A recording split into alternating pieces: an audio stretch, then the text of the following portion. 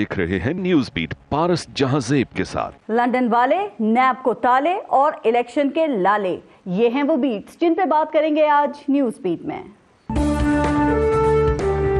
ये जो नई जमात बनाई गई थी जिसका नाम प्रोजेक्ट इमरान, इसने बड़ा गंद मचाया है। जो इनको लेके आए हैं वो भी जिम्मेदार। चीखे क्यों मारते हो? आपके साथ तो किसी ने कुछ किया भी नहीं। 8 महीने पहले एक आदमी ने जो एक गवर्नमेंट गिराई, एक आदमी ने जुल्म किया इस मुल्क के ऊपर, कोई दुश्मन नहीं कर सकता था। मेरी जाती घड़ी है, मैं उसे भेजूं, मैं जो मर्जी करूं उसे। अस्सलाम वालेकुम, मैं हूं पारस जहांजेब। सेंट्रल एशिया की रियासतों में शदीद सर्दी में जब नदी, नाले और झीलें बर्फ में तब्दील हो जाती हैं तो कुछ परिंदे गर्म पानी और जिंदगी की तलाश में उड़कर पाकिस्तान आ जाते हैं। बिल्कुल ऐसे ही करप्शन, मुकदमात और जेलों से लड़कर कुछ सियासी परिंदे पाकिस्तान से उड़कर लंदन चले जाते हैं। तो सख्त मौसम से बचने वाले परिंदों के आने जाने का रिकॉर्ड अगर किसी ने तोड़ा है ना, तो पाकिस्तान से लंदन जाने वाले सियासी परिंदों ने ही तोड़ा है। आजकल पाकिस्तान में मौसम साजगार है। यहाँ नैब के कानून को बांट करके एहतिसाब के दरवाजे पर बड़ा सा ताला डाल दिया गया है। तो लंदन जाने वाले बहुत से सियासी परिंदे अब वापस आ रहे हैं। इन सियासी परिंदों पर नैब के मुकदमात थे। जब वो लंदन में थे तो मफरूर थे, इश्तहारी थे, पाकिस्तानी अदालतों और नैब को मतलूब थे। लेकिन अब जो भी वापस आता है उसकी मफरूरी खत्म, इश्तहारी का स्टेटस वापस और अदालतों से करप्शन समेत वो तमाम दागों से पाक साफ होकर निकलता है। इसहाक डार लंदन से वापस आकर इंसाफ की गंगा में स्नान कर चुके। वजीर आजम शहबाज शरीफ के बेटे सलमान शहबाज वापस आके जमानत ले चुके। शहबाज शरीफ के दामाद को भी हिफाजती जमानत मिल गई। और तो और 4 हफ्तों में वापसी का हलफनामा देकर जाने वाले मियां मोहम्मद नवाज शरीफ के रास्ते के कांटे भी साफ किए जा रहे हैं। मरियम नवाज बहरहाल अभी तक लंदन में ही मुकीम है।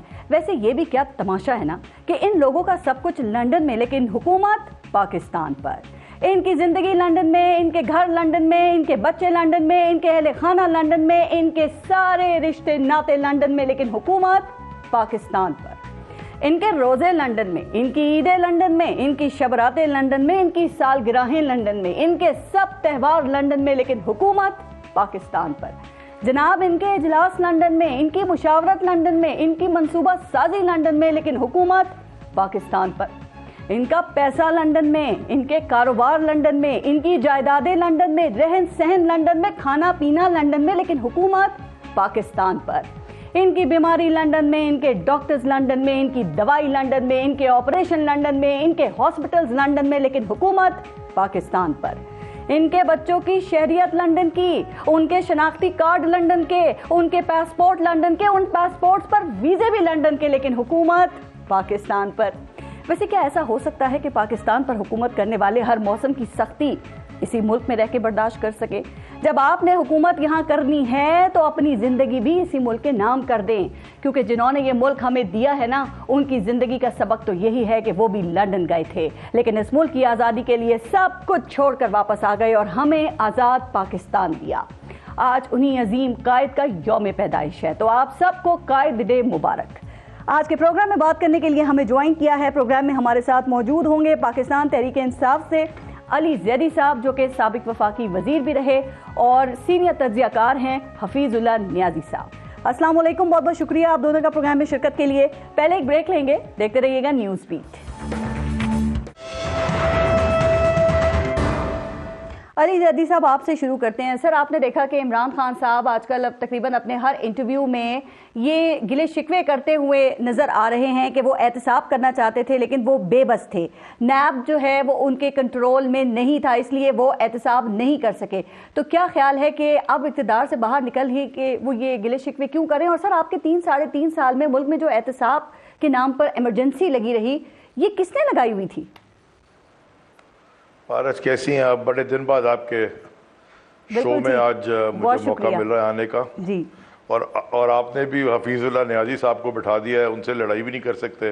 लड़ाई ना कीजिएगा। डिसएग्रीमेंट उनसे जी नहीं, डिसएग्रीमेंट तो मैं उनसे कर सकूंगा अगर किसी न किसी चीज़ पे करूँ। अब आपके सवाल का जवाब दे देता हूँ। देखें, कोई इमरजेंसी अगर लगी होती तो ये सारे अंदर होते, बाहर नहीं होते। इशू ये था जो खान साहब कह रहे हैं कि जो एहतसाब का अमल था वो हम पुश तो कर रहे थे, وہ مگر ہمارے ہاتھ میں نہیں تھا، اس لیے کہ نیب ہمیں جواب دینی تھی، وہ اسٹیبلشمنٹ میں جواب دے ہوتی تھی. آپ میرا ایک بڑا عاجزانہ سا سوال ہے کہ ہمیں ورثے میں میں اس لیے کہتا ہوں کیونکہ ہمارے زمانے میں نہیں، بٹ ہمیں ورثے میں ایک جی آئی ٹی ملی. وہ جی آئی ٹی تھی آصف زرداری صاحب کی اور اومنی گروپ کی، اور اس میں detailed money laundering, bank accounts, wire transfer, جس طرح وہ شوگر ملیں، ایک تماشا. وہ جو مراد علی شاہ کا کیس ہے، وہ جو ہے پاور کا ہزاروں چیزیں اس جی آئی ٹی میں ڈیٹیل لکھی ہوئی. مجھے بتائیں وہ جی آئی ٹی ہم نے تو نہیں بنائی تھی. وہ جی آئی ٹی جو لوگ اس جی آئی ٹی کو بنانے میں جن کی سگنیچرز ہیں، وہ کوئی آئی ایس آئی کا ہے، کوئی ایم آئی کا ہے، کوئی ایف آئی اے کا ہے، کوئی شاید رینجرز کا ہے، کوئی آئی بی کا ہے، یہ لوگ سائن کرتے ہیں، پولیس والا یہ لوگ سائن کرتے ہیں جی آئی ٹیز. یہ جی آئی ٹیز بنتی ہیں، قوم کا پیسہ خرچ ہوتا ہے، ٹیکس پیئر کا پیسہ خرچ ہوتا ہے یہ جی آئی ٹیز میں ریسرچ کرنے میں. اور آپ کو بھی کسی نے بھیجی تھی نا وہ پھر جی آئی ٹی اٹھا کے رکھ دیتے ہیں خانے میں، اس کے اوپر کہتے تھے ایکشن نہیں کرو. اسی طرح یا وہ میں کورٹ میں گیا، آپ کو یاد ہے، میں وزیر نہیں تھا جب میں کورٹ میں گیا تھا لے کے، عزیر بلوچ ہو گیا یا نثار مرائی ہو گیا یا بلدیہ فیکٹری فائر ہو گئی، یہ ساری جی آئی ٹیز پبلک ہوئی. میرے پٹیشن پہ ہائی کورٹ میں 4 سال تک 5-6 سال تک بلکہ لگا رہا. میں آپ کو ایک بات اور بتاؤں، 3 دفعہ جب بالکل کیس ختم ہونے لگتا تھا بینچ اپنے آپ کو ریکیوز کر لیتی تھی. 3 دفعہ یہ ہوا، 4تھی بینچ نے فیصلہ دیا. اچھا دھمکیاں ومکیاں وہ I don't want to mention it, لیکن آپ میں چاہتی ہوں سوال کی طرف آئیں نا. میں یہ چاہ رہی ہوں کہ آپ پہلے سوال کو تو ایڈریس کریں. سر خان صاحب منہ پہ ہاتھ پھیر کر یہ کہتے تھے نا کہ میں فلاں کو سبق سکھا دوں گا، فلاں کا اے سی اتروا دوں گا، فلاں کو اندر کر دوں گا. تو جب ان کے بس میں کچھ نہیں تھا تو وہ یہ کیسے کہہ رہے تھے؟ عمران خان وزیر اعظم تھے تو کہہ رہے تھے ان کو این آر او میں نہیں دوں گا. اب وہ کہتے ہیں کہ میرے بس میں ہی کچھ نہیں تھا. تو اس وقت عوام کو وہ بتا رہے تھے کہ میں این آر او نہیں دوں گا اور میں ان کو چھوڑوں گا نہیں. سر اس وقت بتانا تھا نا کہ کنٹرول نہیں کر پا رہے نیب کو. وہ جب آپ اقتدار میں ہوتے ہیں اس وقت، اچھا یہ خان صاحب نے ٹی وی پہ خالی نہیں، اسمبلی کے فلور پہ بھی کئی دفعہ کہا. دیکھیں جب آپ اقتدار میں ہوتے ہیں، جب آپ کو عوام مینڈیٹ دے کے الیکٹ کر کے بھیجتی ہے اور آپ کے منشور پہ اور آپ کے میسج پہ آپ کو ووٹ ملتا ہے، عوام بھی چاہتی تھی یہ جو آج مل رہی ہے NRO2 ہے کہ نہیں ہے، یہ خان صاحب نے تو نہیں دیا نا. کس نے دیا؟ ہمارے زمانے میں آپ کو ایک بڑے مزے کی بات بتاؤں، یہ کیسے ابھی کس نے دیا ہے؟ یہ تو اپنے آپ کو دے رہے ہیں. میں آپ کو بڑے مزے کی بات بتاتا ہوں. جب یہ فاٹا نہیں فیٹف کے رولز ایمنڈ کرنے لگے تھے نا، جو بڑی ضروری تھی، یہ ہم سے اس کے اوپر نیب کے آرڈیننس کے اوپر ڈسکشن کرتے تھے. یہ تو ہمیں بعد میں پتا چلا کہ یہاں اس کے پیچھے ڈسکشن میں بھی اور لوگ تھے انوالوڈ، خالی یہ نہیں تھے. سر یہ نیب کی ترمیم کا نتیجہ ہے کہ پاکستان، آپ دیکھیں ساتھ پہلے حفاظتی ضمانت ملتی ہے، پھر وہ ملک آتے ہیں، پھر ان کا کیس ختم ہوتا ہے، پھر سلمان شہباز کو حفاظتی ضمانت ملتی ہے، ان کا کیس ختم ہوتا ہے، اب شہباز شریف کے داماد کو حفاظتی ضمانت مل گئی ہے. تو سر یہ نیب ترمیم کا حفاظتی ضمانت سے کیا تعلق ہے؟ آصف زرداری کا بھی کیس انہوں نے واپس کر دیا ہے. یہ تعلق کیا ہے ان کا؟ آصف زرداری کا کیس بھی واپس کر دیا. دیکھیے یہ جو کئی دفعہ ہم نے یہ بھی کہا کہ ہم لا انفورسمنٹ ایجنسیز کے کام میں مداخلت نہیں کریں گے، وہ اپنا کام کریں پوری طریقے سے، چاہے ہمارے ہوں چاہے باہر والے ہوں، جو مرضی ہوں. جس نے اس ملک کا پیسہ چرایا ہے اور قوم کا پیسہ چرایا ہے، چوری کی ہے، ان کا احتساب ہونا چاہیے. تو ہم تو یہ کہتے آ رہے تھے، کہتے آج بھی کہہ رہے ہیں. 26 سال کی جدوجہد اسی کے اوپر ہے. کیا یہ سب NRO2 ہے جو خان صاحب الزام لگاتے ہیں کہ جنرل باجوہ نے ان سیاسی لوگوں کو دیا ہے؟ تو آپ کو اس میں کوئی شک ہے؟ نہیں، ہم تو یہ سوچ رہے ہیں کہ اس وقت میں نہیں بتایا. کیا جنرل باجوہ کی ریٹائرمنٹ کر رہے تھے خان صاحب؟ اس وقت ہمیں بھی تو بعد میں چیزیں پتہ چلی نا، کوئی بات نہیں کی گئی. ہمیں بھی تو پارس یہ بعد میں ہمیں پتہ چلی نا کہ گاڑی کی ڈکی میں چھپ کے جا کے ملتے تھے. ہمیں تو نہیں پتا چلا تھا اس وقت. کتنی تعریفیں کرتے تھے باجوہ صاحب، جمہوری جرنیل ہیں. اوہ دیکھیں، اچھا اس کو ذرا پارس اس کو بھی ذرا کلیئر کر لینا پلیز، اس کے اوپر بھی لیا. جب حکومت میں تھے تو بالکل باجوہ صاحب نے بڑی چیزوں میں حکومت کی، تحریک انصاف کی نہیں، حکومت پاکستان کی، یعنی کہ اسٹیٹ آف پاکستان کی کئی چیزوں میں ان کا ایک بڑا فٹ پرنٹ ہے فوج کے آرمی چیف کا, انہوں نے بڑی ہماری مدد بھی کی, یعنی کہ گیس کی جو نیگوسیشن ہو رہی تھی قطر سے وہ ساتھ گئے, شاید سعودی عرب بھی گئے, چائنا بھی گئے, وہ بالکل, بلکہ میں جب امریکہ گیا تھا خان صاحب کے ساتھ مجھے بھی موقع ملا تھا کہ ڈونلڈ ٹرمپ وائٹ ہاؤس میں, وہ اس وقت بھی ساتھ تھے, وہ آپ تصویروں میں ساتھ تھے, تو یہاں پہ بڑی مدد کی اور ساتھ تھے, پاکستان کے اسٹیٹ کے ساتھ تھے, تو جاوید اقبال صاحب حکومت کے ساتھ تھے. اب اگر وہ حکومت کے اندر ایک کو گرا کے دوسرے کو لانا چاہتے ہیں اور پیچھے سے وہ گیم اگر انہوں نے کھیل دی تو یہ تو پاکستان اور اس گیم کا پتا چلا, اب پتا چلا ہے جب وہ ریٹائر ہو گئے. سر بتائیں, جاوید اقبال صاحب جو چیئرمین نیب تھے, ایسا ایسا وہ بھی کمپرومائز تھے, وہ بھی جنرل باجوہ سے احکامات لے رہے پتا تھے. چل رہا تھا, ہمیں ایسا ایسا جب پتا چلنا شروع ہوا, لیکن وہ لیٹ 2021 میں پتا چلنا شروع ہوا, ہمیں شک ہونا شروع ہوا, ہم نے سوال پوچھنا شروع کیا. وہ میں آپ کو بتاتا ہوں, ایک دفعہ میری ملاقات میں انہوں نے عثمان بزدار کا ذکر کیا کہ وہ ایسے کر رہا ہے, تو میں نے کہا جی میں آپ کی ساری باتیں اگر ماننے کو تیار ہو جاؤں, مجھے مراد علی شاہ کے بارے میں کیا خیال ہے بتا دیں. اس کے اوپر تو آپ نے خود جی آئی ٹیز بنائی ہوئی ہیں, ان کی پرفارمنس کیسی ہے, فورگیٹ کرپشن, ان کی اپنی پرفارمنس کیسی ہے, یعنی کہ دیکھیں نا, یہ تو ایسے ایسے پھر باتیں کھلی تو پھر باتیں ہوئی نا. علی جری صاحب, ون لائن, ہم اپنی وزارتوں میں تھے اور ہم اپنا کام ٹھیک کر رہے تھے. جاوید اقبال صاحب بھی آپ لوگ سمجھتے ہیں کمپرومائز تھے اور وہ بھی جنرل باجوہ سے ہدایات لے رہے تھے سر, جو نیب چیئرمین ہے سابق؟ جسٹس جاوید اقبال بھی ہم نے انہیریٹ کیا تھا, اور خان صاحب نے یہ بھی ایکسیپٹ کیا ہے کہ ایکسٹینشن ان کی غلط, وہ کہہ چکے ہیں کہ ایکسٹینشن غلطی کی تھی, ان کو نہیں دینی چاہیے تھی. میرے ہاتھ بھی تو عمران خان پرائم منسٹر تھے, ان کے ہاتھ میں تھا. اسی طرح جاوید صاحب یہ بھی, جب پورا ادارہ ہی ادھر سے چل رہا تھا تو وہ بھی ادھر سے چل رہے ہیں. ادھر شخصیات میں شمار ہونے لگے تھے یہ جسٹس جاوید اقبال. خیر, حفیظ اللہ نیازی صاحب, سر عمران خان کہتے ہیں کہ ان کو دھوکے میں رکھا گیا, احتساب کے معاملے پر نیب کو تو کوئی اور کنٹرول کر رہا تھا اور وہی سارے فیصلے کر رہے تھے اور وہی سارے معاملات کو چلا رہے تھے, میں بے بس تھا. کیا آپ ان کی بات سے اتفاق کرتے؟ عمران خان صاحب کی سٹیٹمنٹ نمبر بتا دیں کون سی ہے, کیونکہ میرے پاس جو سٹیٹمنٹ ہے اس میں تو انہوں نے ان کے بالکل ہی مختلف باتیں کہی ہوئی ہیں. ان میں تو بہت ساری چیزیں ایسی ہیں جس کا آپ نے بھی اشارتاً قناعتاً کیا. دیکھیں, کون ہے کہ جہاں پہ عمران خان صاحب نے بات کی وضاحت نہیں کی یا ایک نیا موقف نہیں دیا ہر چیز کے اندر, اور اس کی وجہ بھی یہی ہے کہ عمران خان صاحب کی کچھ اسٹرینتھس ہیں, کچھ ویکنیسز ہیں. جی, ان کی اسٹرینتھ یہ ہے کہ وہ, میں نے آپ ہی کے پروگرام میں 2-2.5 سال پہلے کہا تھا یا 1.5 سال پہلے, اور بڑا وائرل ہوا تھا کلپ, کہ میں نے کہا جب یہ لڑے گا تو اسٹیبلشمنٹ کو لگ پتہ جائے گا. یاد ہے آپ کو پارس؟ جی سر. اور میں نے کہا یہ ان کے بالکل وہ بھول جائیں گے کہ پہلے پاکستان میں کون سے لڑا. یہ عمران کی کوالٹی ہے, عمران خان صاحب بڑا دلیری سے لڑے ہیں اور اچھے طریقے سے لڑے ہیں, لیکن جو پالیٹکس ہے اس کے اندر قطع نظر اس کے کہ وہ اسے بالکل نابلد ہے.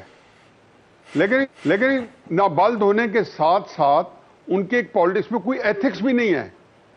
ہر چیز جو ہے اس کے وہ دو مطلب نکالتے ہیں. یہ جو نیب کا چیئرمین تھا, جی, اس کی جو طیبہ گل کی کیسٹ تھی, آپ بتا دیں کہ وہ کہاں سے نشر ہوئی تھی اور کس ٹیلی ویژن نے اس کو ہائی لائٹ کیا تھا اور اس کا مالک کون تھا. کسی نے تردید کی ہے؟ جب آپ تردید نہیں کرتے کسی چیز کی تو آج تو چلو کوئی بندہ اس لیے چپ کر جائے گا, لحاظ کر جائے گا, لیکن جب مورخ, جب میں آج جب 70 سال بعد 80 سال بعد کوئی ڈیٹا کسی کے پاس جائے گا اور لکھ رہا ہوگا تو کیا لکھے گا کہ یہ باتیں قائد اعظم کی زندگی میں ان کے سامنے آئیں, تردید نہیں آئی, اس کو ہم سمجھتے ہیں کہ یہ مان لینی چاہیے. اگر خان صاحب اعتراض کریں تو اس کی کوئی وجہ ہوگی. وہ کہہ رہے ہیں کہ اسٹیبلشمنٹ کی ترجیح احتساب نہیں تھا. وہ کہتے ہیں میں نے کئی دفعہ جنرل باجوہ کو کہا کہ ان کا احتساب کرو, وہ کہتے تھے آپ معیشت دیکھیں اور یہ چیزیں ہم پہ چھوڑ دیں. آپ مجھے میری تھوڑی عرض کر لیں. جی, اب جاوید اقبال, اس کی قانون سازی اسٹیبلشمنٹ نے کی ہے. اگر اسٹیبلشمنٹ نے کی ہے تو پھر آفرینہ خان صاحب پہ. پھر حکومت کیا کر رہے تھے جب وہ اسی جاوید اقبال کو ایکسٹینشن دے رہے تھے تاحیات, یا اس وقت تک جب تک نیا چیئرمین نہیں تعینات ہو جاتا. یہ اتنا ان کو دل کو لگ گیا تھا. یہ وہی جاوید اقبال تھے جنہوں نے جاوید چوہدری صاحب کے 3 کالمز کے اندر بتایا تھا کہ میں اب تحریک انصاف کے معلوم جبہ کیس سے لے کے پرویز کھٹے کا بتانے کہا تھا مر جائے گا. ہیلی کاپٹر میں عمران خان صاحب کو بتایا تھا کہ وہ نہیں بچ سکتے. دیکھیں, کرائسس یہ ہے کہ خان صاحب, اگر حقیقت یہ ہے کہ ان کو جو پریشانی ہوئی ہے کہ جتنے جو لوگ بیٹھے ہیں, یہ علی زیدی میرا بہت پیارا چھوٹا بھائی ہے, مجھے بڑی شرم آتی ہے کہ ان لوگوں کے بہت ہی اخلاص کے ساتھ دل و جان کے ساتھ انہوں نے زندگی وقف کی ہوئی ہے تحریک انصاف کے لیے. لیکن کسی نے یہ کہا ہے کہ خان صاحب ہم بھی تو غلط ہو سکتے ہیں, یا یہ جو بات غلط ہو رہی ہے اس کو ہم اوائڈ کر سکتے ہیں نہیں کر سکتے. پچھلی دفعہ ہم نے یہ کیا, میں نے لوگوں سے پوچھا کہ جی تحریک انصاف کے سینئر قیادت سے کہ یہ اسمبلیاں تحلیل کی ہیں, یہ فیصلہ کہاں ہوا ہے؟ اتنا بڑا فیصلہ کہ 2 اسمبلیاں تحلیل کر دی جائیں, کہاں ہوا ہے؟ حقیقت یہ ہے کہ یہ فیصلہ سٹیج پہ بیٹھ کے 26 نومبر کو ہے, جو کہ گئے اس لیے تھے کہ عاصم منیر صاحب کی اپوائنٹمنٹ رکوانے کے لیے, جس کے لیے 1 مہینہ انہوں نے کہا تھا کہ نواز شریف ایک ایسے بندوں کو لگانا جاتا ہے جو میرے کیسز جو ہے مجھے نااہل کر دیں گے اور نواز شریف صاحب کے کیسز ختم ہو جائیں گے. اب وہ بندہ جو ہے, اور یہ مت بھولیں کہ یہ وہی بندہ ہے, کیا وہ کہتے ہیں نا آج ایک اور ضمنی بات ہو جائے, انہوں نے سنو ٹی وی حبیب اکرم کو کل فون کا انٹرویو دیا عمران خان صاحب نے, کہتے ہیں جی احتساب جو ہے یہ ISI کرے. اچھا ISI احتساب کرے تو یہ ISI چیف نے جنوری 2019 میں عمران خان صاحب کے سامنے بتایا کہ جی یہ پنجاب کے اندر کرپشن ہو رہی ہے, یہ فرق گوگی صاحب انوالوڈ ہیں, یہ احسن گجر صاحب انوالوڈ ہیں, یہاں جو ہے اور بزدار صاحب انوالوڈ ہیں, اور یہ فٹ پرنٹس ہیں. عمران خان صاحب نے 24 گھنٹے میں ان کو تبادلہ کر دیا. جب ISI نے وہ کرتی ہے کام جب آپ کے یہاں چاہتی ہے. ٹھیک, دیکھیں کرائسس یہ ہے کہ یہ کیا آپ یہ سمجھتے ہیں کہ آپ جنرل باجوہ کو ولن بنانے میں کامیاب ہو گئے؟ اسمبلی تحلیل سے لے کے اس لیے ہر فیصلے کے لیے ان کو مشکل پیش آئے گی, آنی چاہیے. اس پہ عمل کرتے ہیں تو بھی پارٹی کو نقصان ہوگا, نہیں کرتے تو بھی پارٹی کو نقصان ہوگا. لیکن کرائسس یہ ہے کہ جو بن چکا ہے یہ تکلیف دہ ہے کہ عمران خان صاحب کے ہر کام کے اندر کوئی ساکھ نہیں رہی. ٹھیک ہے, وہ بدل جائیں گے, یو ٹرن لے لیں گے, اس کو جسٹیفائی کریں گے, وضاحتیں دیں گے. آپ نے ہم باتیں کر دی, علی زیدی صاحب ذرا جواب بھی دیجیے گا. وہ کہہ رہے ہیں کہ آپ لوگ یہ کیوں نہیں کہتے خان صاحب کے آگے کہ بھائی ہم بھی کہیں پہ غلط ہو سکتے ہیں. خان صاحب اپنے جو سیاسی مخالفین ہیں ان کو تو چور ڈاکو کہتے ہیں, ان کا احتساب تو وہ چاہتے ہیں, لیکن خان صاحب سے متعلق جو لوگ ہیں وہ مانتے ہی نہیں کہ وہ کرپشن میں ملوث ہیں. پارٹی میں کوئی شامل ہو جائے تو وہ پاک صاف ہو جاتا ہے. سر یہ تضاد کیوں ہے آپ کے یہاں؟ دیکھیں پارس ذرا میں کلیئرٹی دے دوں تھوڑی سی. جی, عمران خان وہ لیڈر ہیں, ان کی مقبولیت وہاں اس لیے ایک وجہ یہ بھی ہے پہنچنے کی کہ عمران خان اگر کہیں ابھی انہوں نے غلطی کی تو انہوں نے پبلکلی ایکسیپٹ کیا کہ ہاں یہاں میں نے غلطی کی. یعنی کہ جب 2000 میں عمران خان صاحب نے مشرف کا ساتھ دیا 1999-2000 میں, اس کے بعد عمران خان نے ساری زندگی یہ کہا کہ یہ ساتھ جو میں نے دیا تھا یہ میری غلطی تھی. عمران خان نے اگر غلطی کی ایکسٹینشن دے کے تو وہ کئی دفعہ کہہ چکے ٹی وی کے اوپر کہ ہاں یہ میری غلطی کی, اور اس لیے وہ ایک سچا انسان ہے, اس کو کوئی ڈر خوف نہیں ہے اپنی غلطی تسلیم کرنے میں.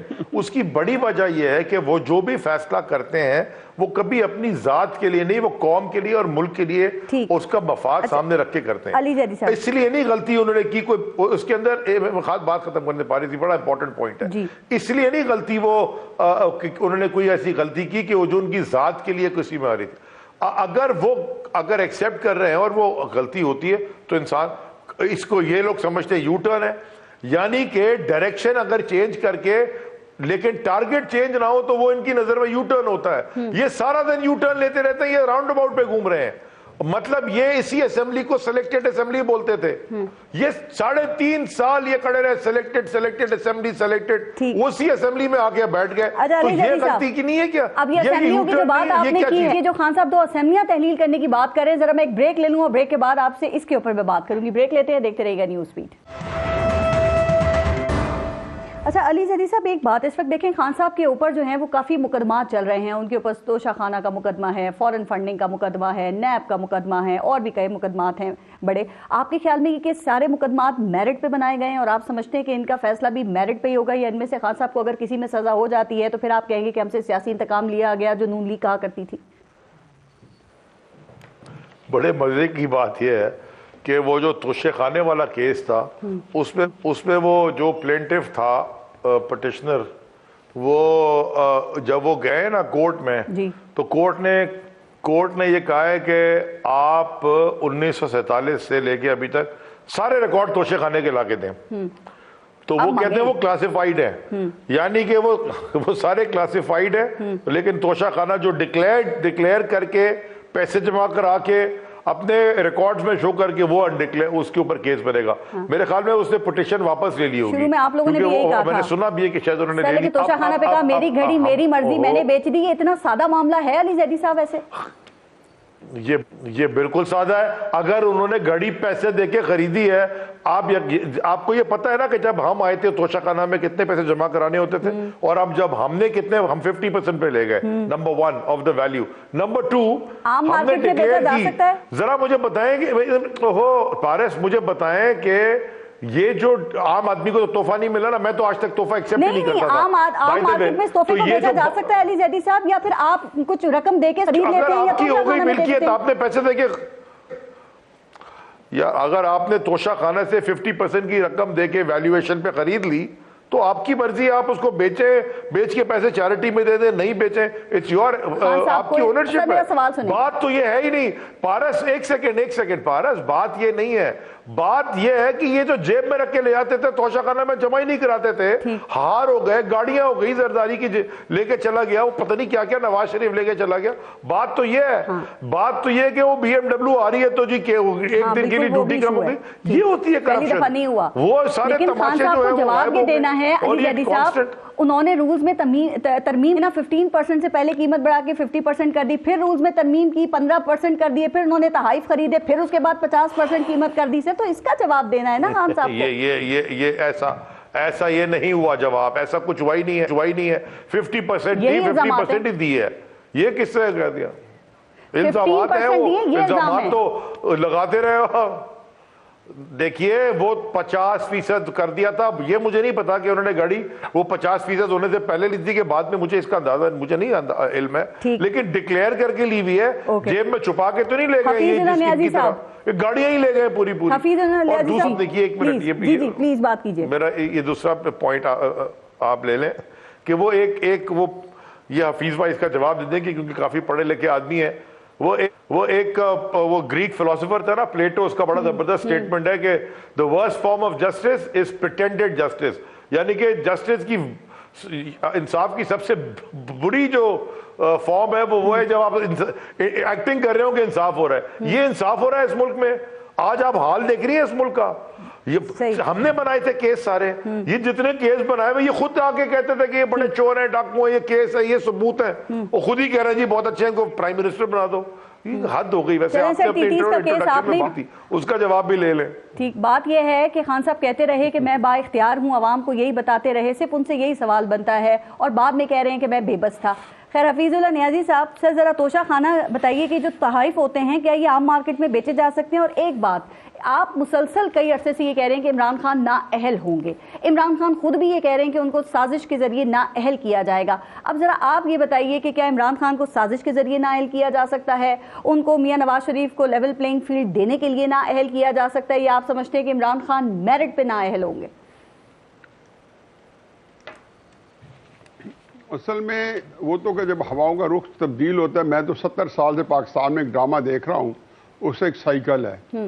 اور چونکہ لیٹلی یہ سائیکل جو ہے، یہ پاکستان کا کانسٹیٹیوشن ہے، اس میں ایک ہے کلاس فنڈامنٹل رائٹس میں 10A، آرٹیکل 10A، جو کہتا ہے کہ ہر پاکستانی کو فری اینڈ فیئر ٹرائل ملے گا، اور ایسا کہ جو بالکل کنونسنگلی فری اینڈ فیئر ملے گا. تو پاکستان میں میرے خیال میں آج تک تو کسی کو فری اینڈ فیئر ٹرائل نہیں ملا. تو اب اگر اللہ کرے عمران خان صاحب کو ملے، میری تو یہ دعا ہے کہ ان کو فری اینڈ فیئر ٹرائل ملے آرٹیکل 10A کے مطابق. اس سے پہلے آج تک کسی کو نہیں ملا.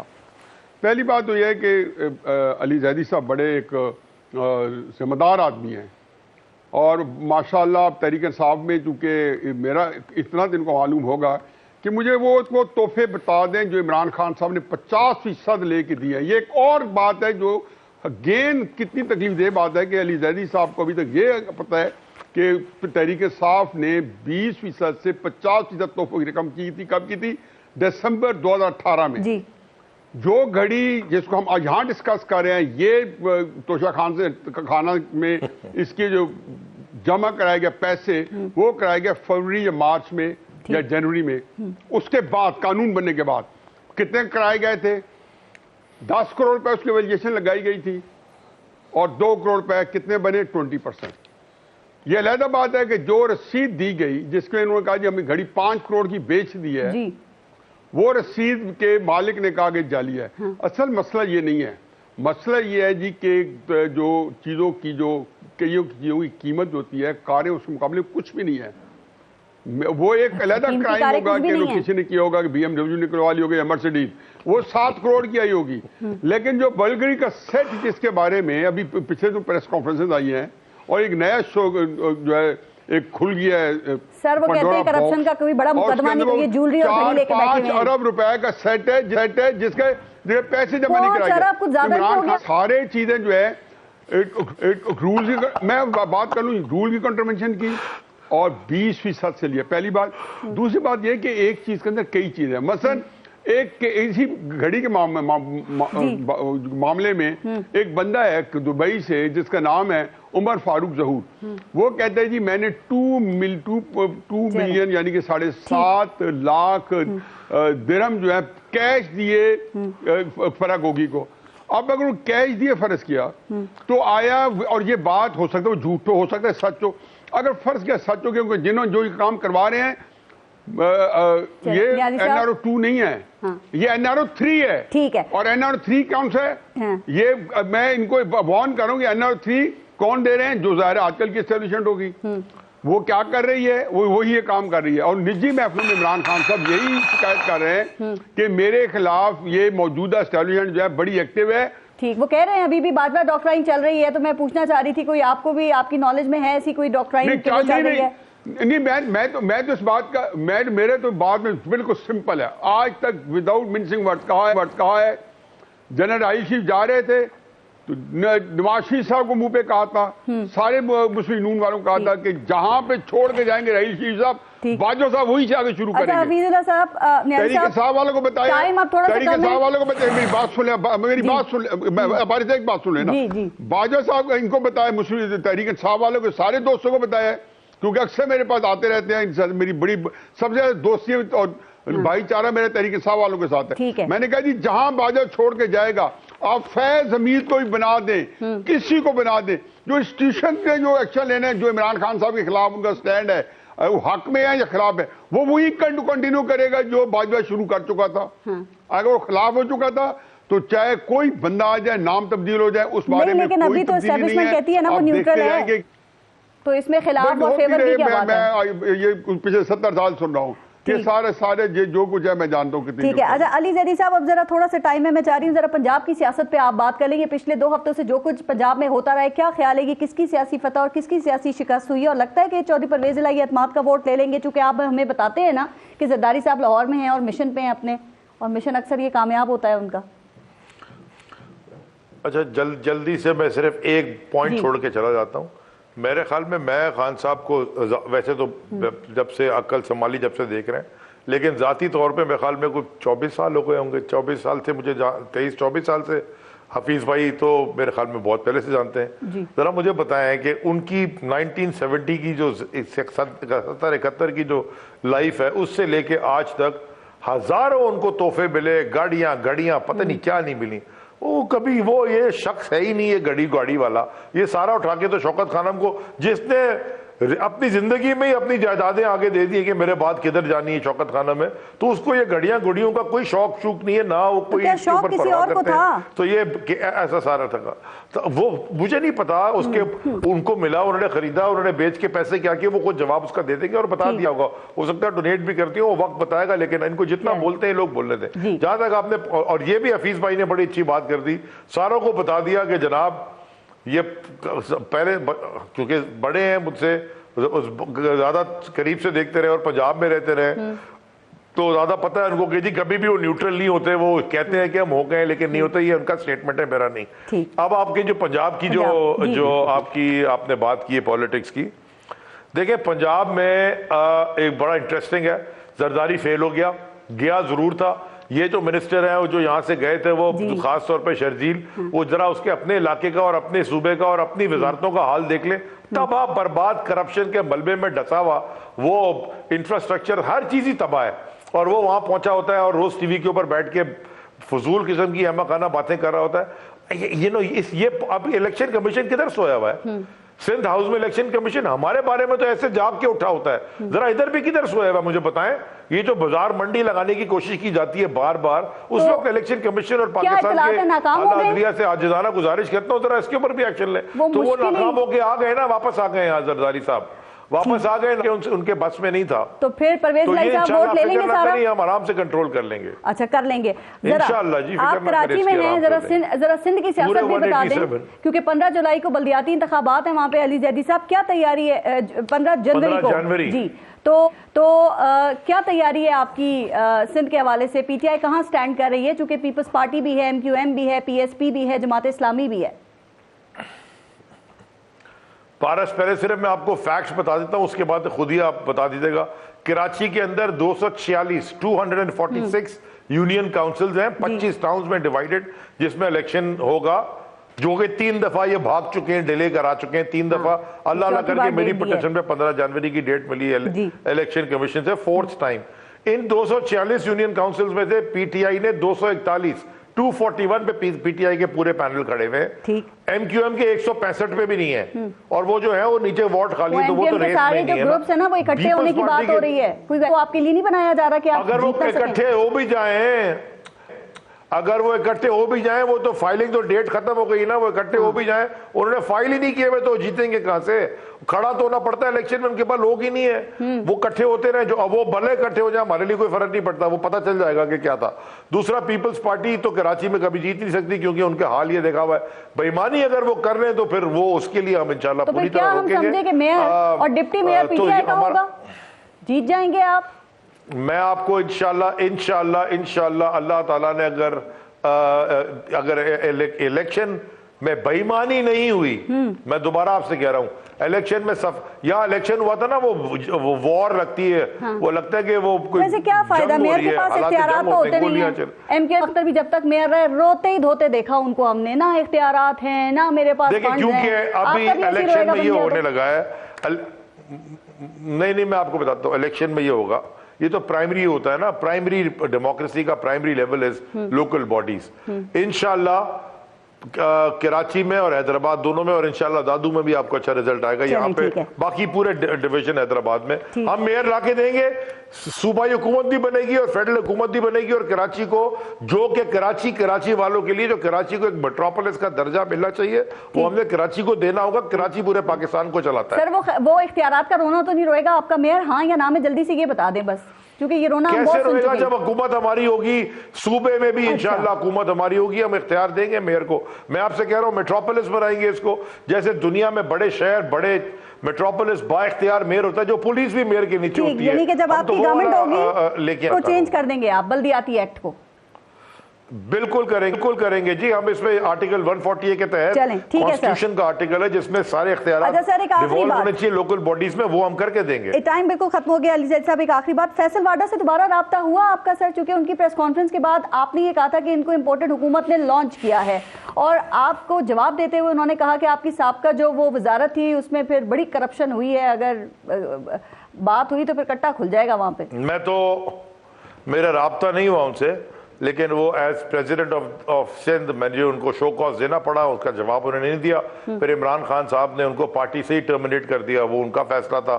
میں تو فیصل واڈا صاحب سے درخواست کروں گا کہ جو جتنی کرپشن ہوئی وہ ساری ایک دن ٹی وی پہ بیٹھے ہیں, بلکہ چیلنج کروں گا, ٹی وی پہ بیٹھ کے بتائیں گے کہ اگر ان کو 5 روپے تو زیادہ, میں بتا رہا ہوں 1 روپیہ ٹھنی بھی مل گئی کہ اگر میں نے کوئی چیز لی ہو یا میرے اندر کرپشن ہوئی ہو جس کے اندر میں انوالو ہوں, بلکہ میں نے تو پکڑ کے کرپشن دی ہیں. سر فیصل واڈا جب وہ انٹرویوز دیتے ہیں نا تو وہ کہتے ہیں کہ پارٹی کے اندر خان صاحب کو مس گائیڈ کیا جا رہا ہے, کچھ رہنما ہیں, کچھ کیڑے ہیں, کچھ سانپ ہیں. تو کوئی اندازہ ہے کہ وہ کن کے بارے میں یہ باتیں کر رہے ہوتے ہیں؟ وہ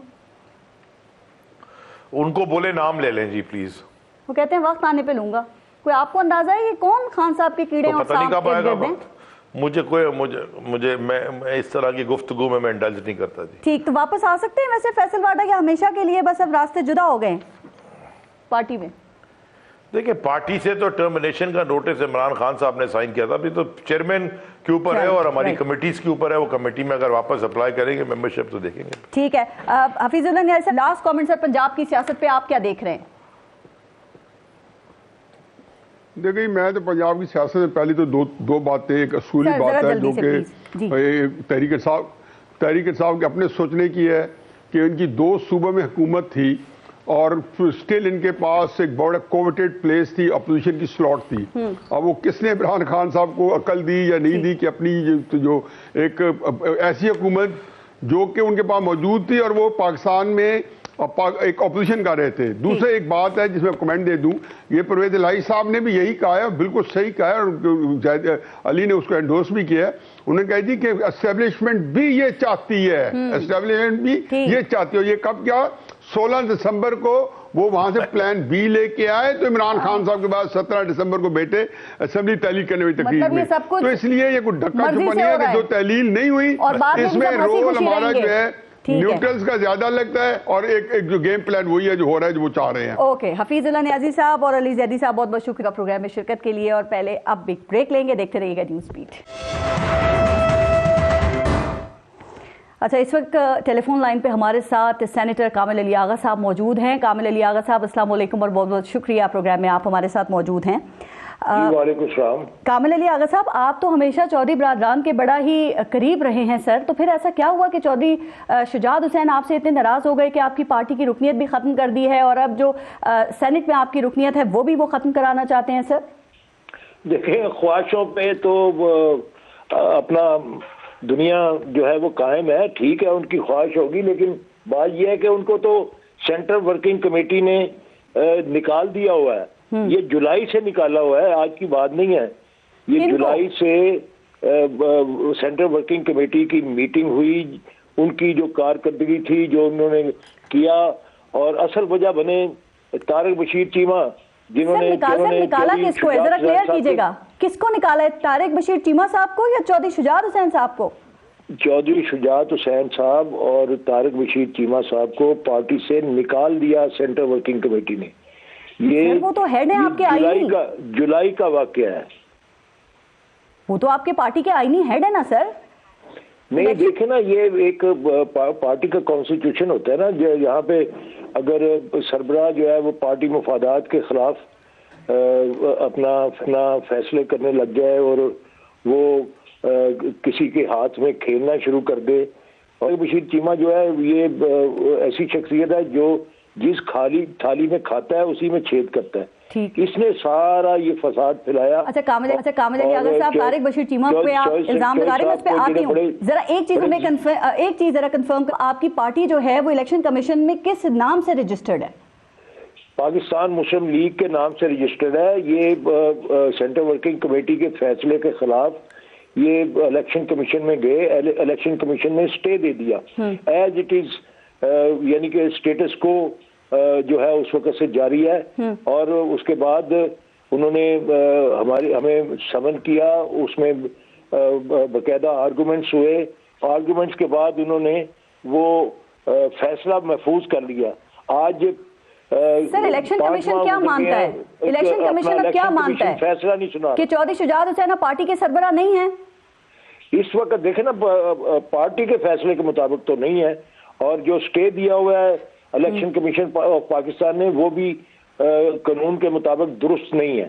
ٹھیک، فیصلہ وہی چلے گا جو سینٹرل ورکنگ کمیٹی کا فیصلہ ہوگا. ٹھیک سر، طارق بشیر چیمہ کو کمیشن آف پاکستان کا کوئی دخل پارٹیوں کے اندرونی معاملات میں نہیں ہوتا. ٹھیک، طارق بشیر چیمہ کو آپ نے مورد الزام ٹھہرایا. آپ یہ بھی کہتے ہیں کہ وہ کاف لیگ کو تقسیم کرنے کے ذمہ دار ہیں، لیکن سر بات یہ ہے کہ وہ ظاہر جو بھی کر رہے ہیں چودھری شجاعت حسین کی مرضی سے ہی کر رہے ہوں گے، اور وہ تو دونوں یعنی کہ چودھری برادران کے بڑا قریب رہے ہیں. تو کیا ایسا ہوا کہ چودھری پرویز الہی سے ان کی اتنی راہیں جدا ہو گئیں یا وہ ان کے خلاف ہو گئے، اور آپ کو ہی کیوں ٹارگٹ کیا؟ چودھری پرویز الہی کے قریب تو اور بھی کئی لوگ ہوں گے نا، تو آپ ہی کیوں؟ اب کیا کوئی ذاتی دشمنی بھی ہے؟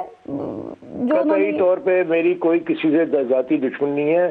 میں شجاعت حسین صاحب کی تہ دل سے عزت اور احترام کرتا ہوں. وہ بڑے زیرک انسان ہیں، اور ان سے ہم یہ توقع نہیں کرتے کہ وہ اپنے ہی کینڈیڈیٹ جو چیف منسٹر کے لیے انہوں نے نامزد کیا اسی کے خلاف اور اپنے بھائی کے خلاف جو ہے وہ ایسی کارروائی کریں کہ ان کے خلاف اسپیکر کے ساتھ کنائنس کر کے اس کو ایک لیٹر دے دیں، اور وہ پھر پارٹی کے جو ممبران ہیں ان کا کاؤنٹنگ میں شمار نہ کیا جائے. اور اس کے بعد پھر سر انہیں اعتراض ہے نا شجاعت حسین چودھری شجاعت حسین کو چودھری سالک کو اپنے ہی کینڈیڈیٹ کے خلاف اپنی پارٹی کے خلاف چودھری شجاعت حسین صاحب وہ سپریم کورٹ میں پیش ہو جائے. یہ سارا اصل میں اگر آپ میری تھوڑی بات سن لیں تو آپ کو پتہ چل جائے گا.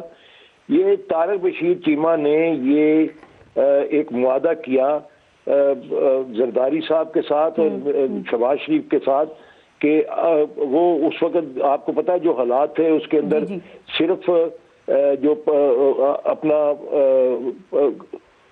پاکستان مسلم لیگ کے ممبران کے ووٹ شمار نہ کروانے کے لیے اور ان کو پہلے کوشش کی کہ ان کو چودھری پرویز الہی سے الگ کر دیا جائے.